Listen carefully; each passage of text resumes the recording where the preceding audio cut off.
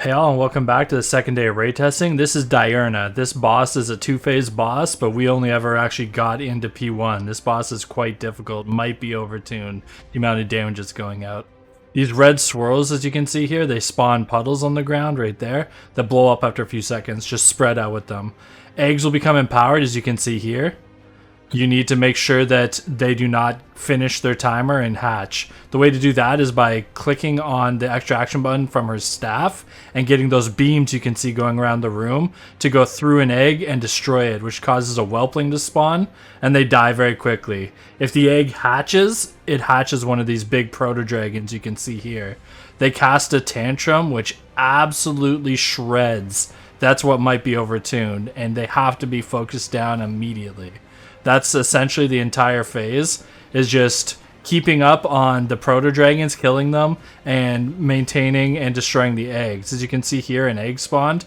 I run to the staff, grab it, run over to the egg, bring the beam through the egg, destroy it, and it's a whelpling.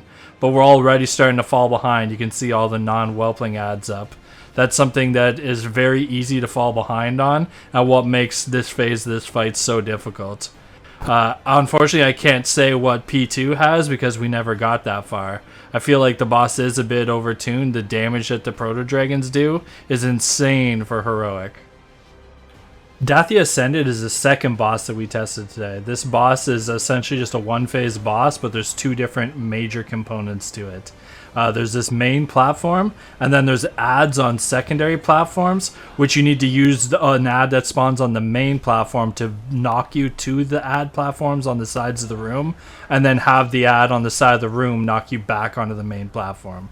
There's these tornadoes that spawn, which you'll see in a second, has an arrow showing the direction right here. The direction is just going to lunge. Don't get hit by it, it's just easily avoidable. Another thing that'll happen during this phase is the boss will put blue circles with a debuff around several people in the raid, which it just happened right there. If you run into anybody else with that debuff, it spreads it and gets out of control really fast. As she's casting Cyclone right here, she tries to pull you in, and the closer you are to her, the more damage it does, so just fight the pull and stay out of the raid underneath her so she doesn't kill you. This boss should be a lust on pull kind of boss. You're all on the boss at one time. You're not splitting the group to go to the ab platforms, so I would think that would be the most optimal time to lust and just blast as hard as you can. I couldn't see any other time where it would be more optimal than that. Right here, Coalescing Storm is where she spawns the ad that you're going to use to get to the ad platform. I'll check to see where the ads are. You can see that they're on this side of the room, so I have the debuff now, so I need to not run through anybody and stay spread out. When the ad gets killed, it will launch everybody. We split our group into two and had half go to that platform and half stay, which I'm doing here. It knocks you across the room, and for the other people, it knocks them onto that ad platform. They're dealing with the ads while we stay here and deal with the boss. That's how we dealt with it, and that's probably the best way to go about it.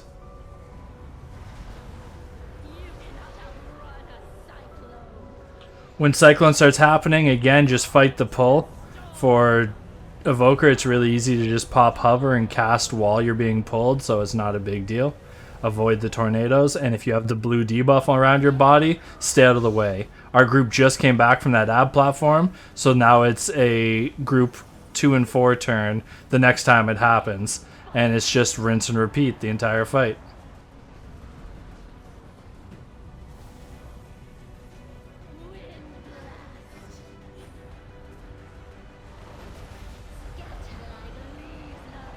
The ad is spawning again. This is where we're going to take it. We're looking to see where the ad platform is that spawned. We found it. It's at square, so we're heading over in that direction.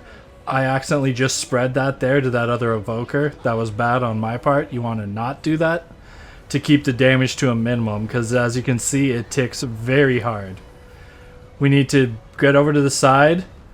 Don't spread the debuff. Kill the Infuser, which we're about to do, and then use the knock to knock you onto the ad platform, which is happening right here. Kill the ads, and when the next Infuser on this side dies, you use it to boop yourself back onto the main platform, and then just continue the fight.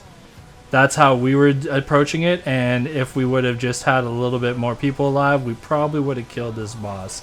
But we started losing people just to the large amounts of damage that goes out throughout this fight.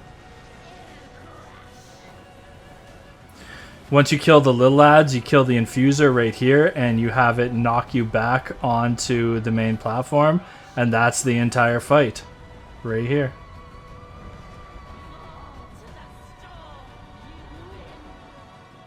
Krug Grim Totem was the third boss that we tested today. There's 4 forges around the outskirts of the room that have the 4 elements, which are air, fire, frost, and earth.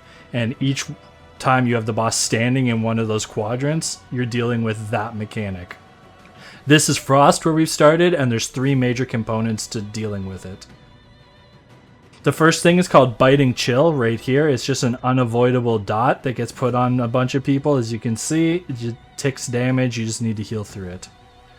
The second thing, which is coming up here, Frigid Torrent, the boss starts shooting out frost orbs out of his body and will stun you if you get hit, which I'm about to get hit right here, for 6 seconds. So just don't get hit. Dodge, don't be bad like me.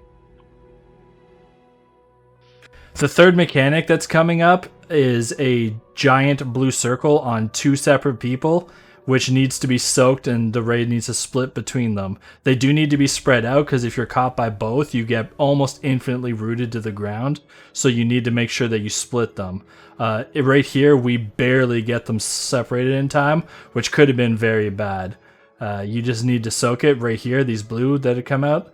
As you see, we're stacked. At the last second, the guy gets out of the way, and you need several people to soak in order to split the damage and not kill people. And that's everything that you deal with in the Frost quadrant with the Frost Forge. At 65%, it goes into the second stage, where the boss jumps to the middle of the room, becomes immune, and summons elementals based on where you started. We got a frost elemental because we were in frost, and then we got the earth elemental. It seems like it's random. One that's next to it can be the one directly across, actually, as well. With the earth one, you get these big circles. You just need to spread out and not slam each other, and you need to interrupt the frost destroyer as much as you can. You nuke them down, and once they're dead, the boss becomes active again, and you go back to bringing the boss to the forges and dealing with them. One thing you do want to watch out for right here as we go back into P1, we pull it into Frost. You cannot move it for another 40 seconds, or else right here as we drag into Fire, boom, massive amounts of damage. So make sure you're pulling it into the right forge. The Fire one gets big puddles of fire on the ground, which don't go away, so you need to move out of the way. And there's also these ticking ones, which you just need to kite around and avoid as best you can. The big fire puddles stay there on the ground like so, so you need to make sure you're trying to use them as optimally as possible. It's just a lot of fire to dodge, and just do your best to dodge it. For the Earth Forge right here, the boss will do a big frontal shockwave, just avoid it. He puts a big circle around his body which explodes after a period of time, get out of the way. And the third and probably most dangerous thing is right here, Seismic Rupture. Don't get hit by these, and each one spawns an ad, which charge around the room and do a lot of damage, so you need to kill these ads as soon as possible. Enveloping Earth right here just does a large chunk of damage to the people that it hits. There's nothing you can do, you just gotta heal through it. This is the big circle mechanic, Erupting Bedrock. You just need to not be in it when it goes off. Does a lot of damage and knocks you back. The final forge is Lightning, or Air, which we just went into. Lightning Crash right here is the big mechanic for this entire section. Anybody with an arrow over their head takes massive damage and pulsates to anybody nearby. As you see, I start taking huge damage from this. These circles on the ground, somebody with the arrow over their head has to soak them. As you can see, I tried soaking without it. You get killed. If you get Lightning Crash over your head, go soak in one of those circles. The other ability for this phase is Sundering Strike right there. It's a frontal. It's the tank swap mechanic. Just don't get hit by it. Those are the 4 forges for this fight, and you just rinse and repeat. The boss goes into the ad phase, as you can see here again, at 65%. And then again, one more time in the fight. We never actually got that far though. And that's the whole fight. You just got to keep rinsing and repeating and going through the forges accordingly. You want to do 2 before the first ad phase, then do your next 2, and then your final boss burn. These bosses were significantly harder than yesterday's bosses. We never actually killed any of them, although we could have with some proper mechanic execution. But they were a lot of fun, and we did learn a lot. So we'll be testing again some more as soon as they open up normal raid. Every boss will be available, and I'll do some more testing, and we'll get to see the entire raid, hopefully. As long as all the bosses are available, which they said they should be. But if they're bugged, obviously they're not going to put them in. So again, thank you for watching. If you could, please like, share, and subscribe, and I'll see you in the next one.